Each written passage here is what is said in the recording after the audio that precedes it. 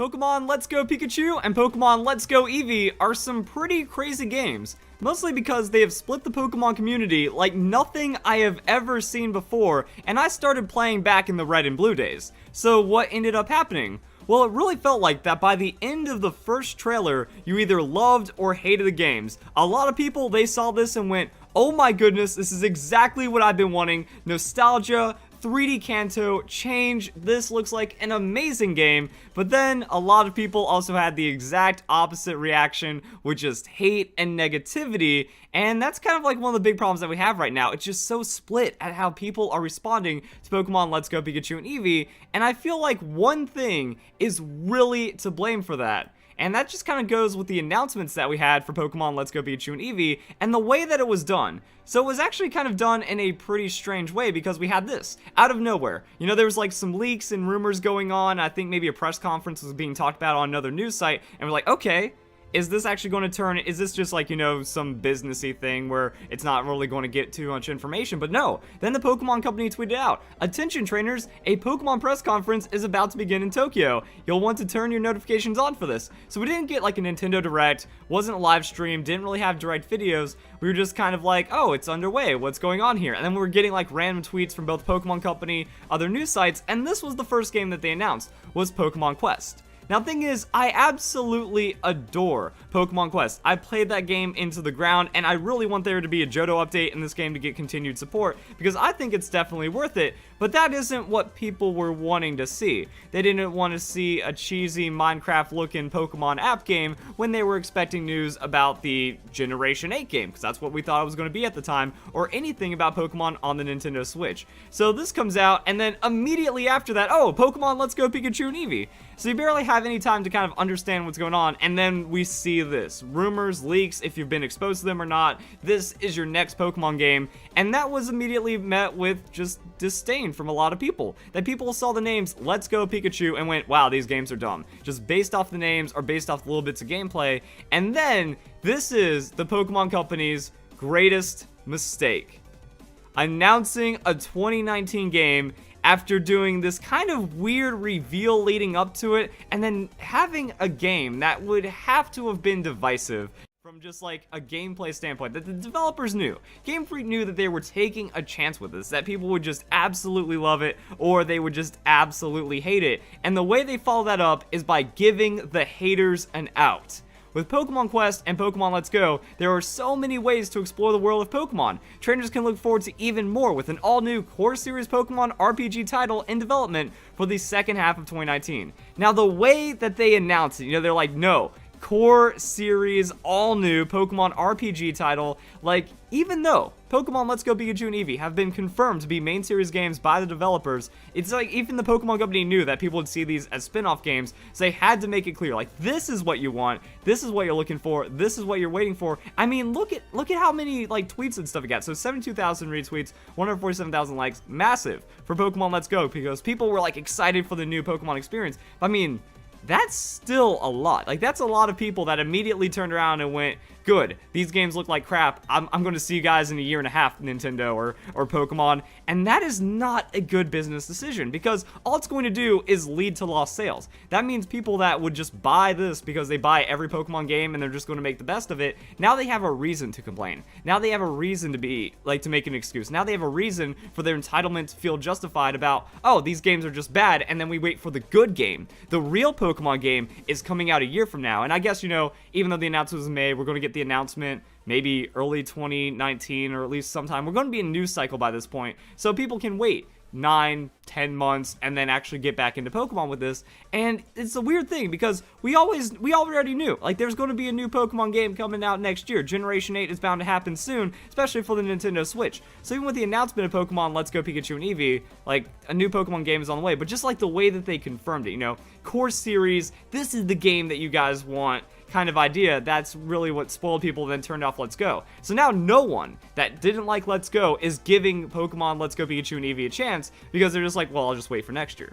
And I think that that is why, like, one of the big reasons why we're in the state we're in. But also, there's another massive mistake that the Pokemon Company made, and it's with the way that the information was distributed. So I already kind of talked about how weird it was with the way they announced things, but that was also the only way to get information. The information wasn't really directly distributed by the Pokemon Company, and that made things kind of weird. Like, if you watch the trailer, that's kind of all that you got. So millions of people had jumped in, they wanted to see what Pokemon Switch was about. They had to draw their own conclusions, like, wait a second, is this Ghost Style only catching, ICCP, what's going on with all the other things here, what kind of game is this, you know? It wasn't extremely clear, and even a lot of things right now aren't clear, like, hey, where are the held items, hey, where are the abilities? Okay, quick update to the video, because I recorded this before the new trailer, but I think this point really stands out, because this trailer needed to happen right after E3, if not July at the latest, so people could see all the information, a bit more about how the EV new candy system works, as well as seeing an actual Pokemon battle.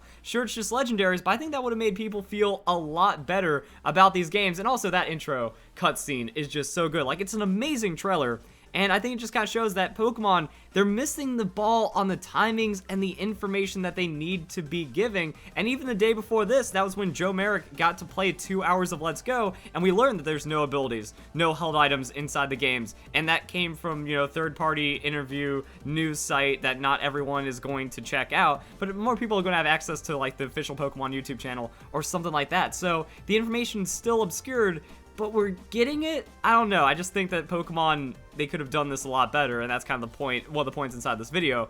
What's going on with all this? So people have too many questions about Pokemon Let's Go, and they're not being answered, and if you wanted to understand more about Pokemon Let's Go, clicking on the links in the description of the video didn't really do much for you. That would bring you to the website, and the website didn't look this good. Like, the website was pretty much just like, this is a game, Pokeball Plus, GG. They really didn't have anything about it. So if you wanted it, you either had to watch the entire press conference, which was a 45-minute business video, or exclusive information was also done on third-party news reporting sites like interviews. So right after this, you know, a lot of companies, Polygon, IGN, Eurogamer, Nintendo News, they had like these special interviews with the game developers, and that was how you were getting exclusive information. So you either had to see like a random tweet from Cerebi, you had to go digging from the information, you had to hope someone covered it, and then you were paying enough attention to find out what they were looking for, because a lot of information was overlooked from both these interviews and also just E3 gameplay and stuff like that. And what that means is that the very important information that Junichi Masuda had to say about the games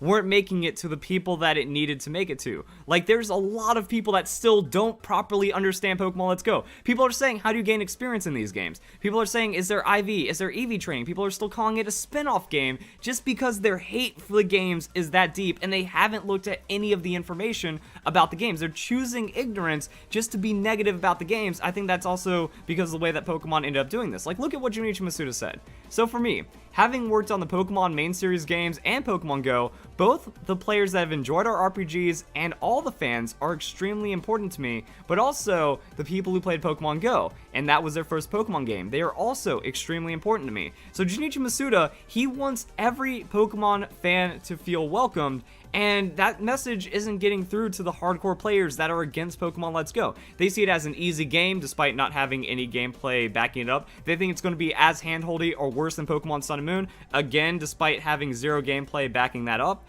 And with all that, you know, they're just kind of looking for the worst in it, despite what the developers are saying. So, you know, what would make me happiest would be if Pokemon Go players and traditional Pokemon RPG players actually come together and are throwing out Pokeballs together, either with the Joy-Con or their smartphones, and really enjoying Pokemon. I mean, we see this in the press conference as well. Many times, Junichi Masuda says, main series game for all Pokemon fans. You know, it looks, you know, looks can be deceiving. Like, you know, you can't judge a book by its cover, but that is exactly what people are doing about Pokemon Let's Go Pikachu and Eevee, and the message hasn't been strong enough to break through what people are saying about those games, and it's creating these really unfortunate circumstances. That yes, while it appears, while the visuals, while it looks a little different and maybe a bit more dumbed down, it actually isn't that way, because all the core features in Pokemon are there, and this game was developed for everyone. It wasn't developed for kids, it wasn't developed for Pokemon Go players, it was developed for even the older Pokemon players, and Junichi Masuda said that, but people refuse to accept this. So I think that that's another problem, is the way the information comes out. And even then, like, say these interviews were instead posted on the Pokemon YouTube, or not Pokemon YouTube channel, just the Pokemon official website. people don't read this. People don't go for their information like that. They want to see everything front-loaded into trailers and then understand how amazing these games are, because this was fairly overlooked. You know, some people were interested in it. When I did videos, you know, a video about an exclusive interview about the new Pokemon games, that doesn't do as well as just a video showing off all the cool things directly. And also the interview, they're going to kind of sidetrack, like, oh, what are your favorite Pokemon games? What do you like doing? What about this? It's not going to be just like slammed, jam-packed with new information. It's going to kind of meander a bit, have an interview flow to it, and then you might be able to pick out a little bit of like information about what it means.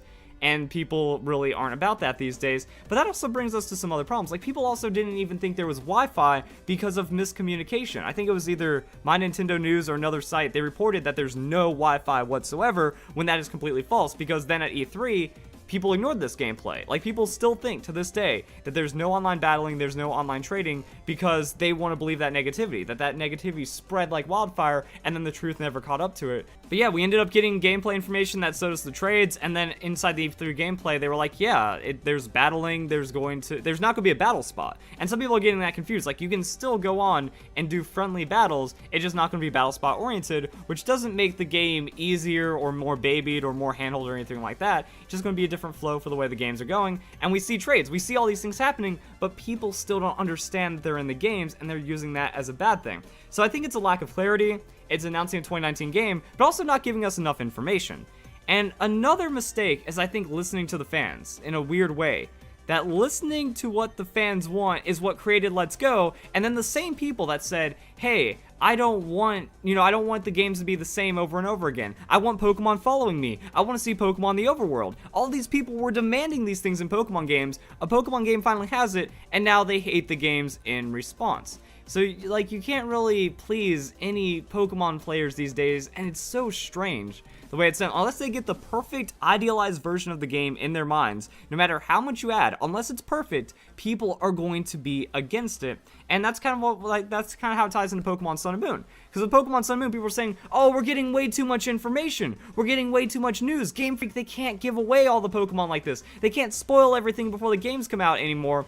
And despite that, you know, Pokemon Sun and Moon, fastest selling 3DS titles, most selling Pokemon games on like the modern era in the fastest amount of time and stuff like that. So despite people complaining constantly that we were getting too much information about these games, they still did incredibly well because it was building hype. Every time we saw a new Pokemon, every time we saw something more, it was very exciting. And then people would kind of complain. So it seems like the Pokemon Company, they've effectively done the reverse. They took in all that criticism, and now they're giving us very little information about these games. What is it? September? We're 2 months away from the games coming out, and we still don't really know if there's held items or abilities. We still don't know everything about the game. We need like a massive 20-minute Pokemon Direct just showing us everything inside of these games, and that's going to give us like the most comfort, or at least they should have been giving us more information faster. Like, what I'm liking is they're doing a countdown. So, we had Pallet Town, Pewter City, Cerulean City. Each of these are getting their own trailer, but I think it needs to be happening a little faster. So we're at Celadon City right now, which means, we're going to have Saffron City, Fuchsia City, Cinnabar Island. I don't know if we're going to go back to Viridian City, so maybe, like, all that stuff's going to tie into the late game and, like, the Kanto League and stuff like that, and then maybe get some more on the post game. But, we have, like, 3 or 4 trailers left. So that means we should be getting a trailer every 2 weeks, but they should have spaced out. We should have learned about Celadon City maybe back in early August, and then try to like front load a lot more of that information, or at least just make up a trailer. You guys have the games, you guys have the gameplay. You need to give us something that shows no items confirmed, and that it says that officially from the Pokemon Company. Something about the abilities. Give us one late game feature, because when we saw Team Rainbow Rocket, that was cool. If there's an online hub like these rumors are saying, if there's all these things that are being rumored about that could bring the people back in the game, that needs to be made clear now. You need to overexpose this game with the amount of hatred because of how underexposed it was going into it. Like, even the website, like, now we're starting to see some exclusive stuff. Now we're starting to understand how the game works. Like, it took May, okay, so it took June, July, August, September, it took 4 months to understand how the HM system is going to work, which is effectively Pokeride, which isn't really that big of a thing, and that should have been something revealed early on. That should have been like E3 material. Everything that has been revealed should have been dialed back by a month and a half at the least, and then try to, make up for lost time from there, and just show everything that this game has to hide to get people excited and make them want to play it. The way that is, they see the Pokemon Go catching and they're done. You need to add a feature or show a feature that makes them want to play this game. Like, the weird thing about the Pokemon Go catching is that it's maybe 5% of your gameplay. It happens super fast. You know, you flick your Pokeball, and then you can catch your team of Pokemon, and then you use your buddy Pokemon, Pikachu or Eevee, to mostly beat the game. You play against the trainers. There's still trainer battles. Everything else is still the same about hardcore main series Pokemon games, but one feature gets changed and people are against it. So you need to show, like, you need to comfort people. You need to reaffirm how much of a main series Pokemon game this is. Showing Mega Evolutions, showing the cities, showing all this other stuff, it's cool, but you need to have people that want it first. And these people haven't wanted these things. So you need to give them, well, I mean, again, like I just said, like giving people what they want doesn't work. But I mean, you have to start throwing the big punches. You have to bust out all the moves right now. Not save it until a week before the games come out. Not save it until the games come out. Not save it for the demo. It needs to happen now. And I don't think the Pokemon Company is responding to this negativity properly. And they're not like making it to where this game, they're not making people want the game fast. They're not overloading people. And I don't know if that was because of what happened with Pokemon Sun and Moon, but that needs to change. And I didn't think there was a single problem with how much news we got for Pokemon Sun and Moon. I want every Pokemon game to get information out as fast as, or like as frequently and as dense as Pokemon Sun and Moon had it, because that just made me more excited for the game. I played the game, I wasn't spoiled, I didn't know everything about Pokemon Sun and Moon, I still had to play the games to understand it. It worked really well. I think Let's Go definitely needs something like that. Like, I just think it's a big problem that it doesn't seem like they're adapting to the reality of how people are responding to the games. It seems like they either have, like, absurd amounts of faith. I do, too. I have absurd amounts of faith that the games are going to come out, they're going to be amazing, and then people are going to convert, and they're going to end up having to pick up the games to kind of belong with everyone. But that's still very risky, because I also feel like with the way that the hate has doubled down, the insane, extreme amounts of negativity that people are having towards these games, they go, well, I really want to play it, but, you know, they were already camped so hard. They've already been, like, so focused on their negativity that they'd be too stubborn to reverse their decision, especially after making all these statements, after telling all their friends, after all these things. You know, they'll just be like, fine, I'll wait 2 weeks and play Smash instead, and maybe it was a great game, I'll just pick it up later or something. It's instead of, like, trying to get those people involved now. That when the negative reception came in of the games, I mean, like, the first trailer has some of the highest dislikes I've ever seen. Like, look at that. Over 10% dislikes on a Pokemon video. These entitled kids are upset. And I mean, I know it's not a good idea to kind of feed entitlement with entitlement, but the game's already done. You just have to show them why they want the games instead of letting them think it's okay to hate the games. And I think that that's kind of all the mistakes and stuff. So there we go, guys. Just really, I feel like this is a video because people are putting way too much into 2019. This was an absolute mistake on Pokemon Company's part. Like, what you should do is you get people excited for Let's Go, and then you say Pokemon titles coming out next. Like, this was immediately met with mixed reactions, and then instead of trying, like, they just gave up on the players that are like, oh, they don't like it, alright, whatever, we'll see you 2019, instead of actually trying to make them fans. And then the day after Pokemon Let's Go comes out, 2019, or, you know, a week after, once everything's settled, maybe for Smash, you know, if you're trying to rival whatever's going on with Super Smash Bros. And not lose complete Nintendo Switch share to them, then what we do is, like, the day before Smash comes out, by the way, guys, we got some news coming up in a few months about 2019 title. It's going to be a main RPG. It's Generation 8. Get ready. Get hype. So there was a lot of things that went wrong. The announcement right here, probably the biggest thing. Then after that, the information being scattered on many different sites, having many different exclusive bits, and then the Pokemon Company not compiling that and filling everyone in. That's another big thing, because no one wants to sit through a 20-minute video to get every tidbit of information about a game that they're not sold on yet, and then just also not giving us enough information that I think a lot better could have been done about Let's Go. And unfortunately, that's the day that we live in, you know? That the kids these days, it's just not the same. People aren't as appreciative of what they have. They aren't as accepting. They have this massive amount of entitlement for these things that they feel that they deserve. And unfortunately, that's like spilled over into Pokemon now, and it's creating a lot of negativity, a lot of hostility that really shouldn't be there, because it's Pokemon, guys. Like, what happened is, you know, giving a game a shot because it's good. Like, I think that positivity is a much better emotion than negativity. You look at the trailers, you look at the information, and it's objectively more good than bad, but people are putting so much weight into the bad, they're just justifying, okay, I'm done, don't need Pokemon, GG, whatever, when it should be the opposite way. Historically, it's been the opposite way. I honestly feel like if Pokemon Let's Go Pikachu and Eevee came out instead of Pokemon X and Y, people would have loved it.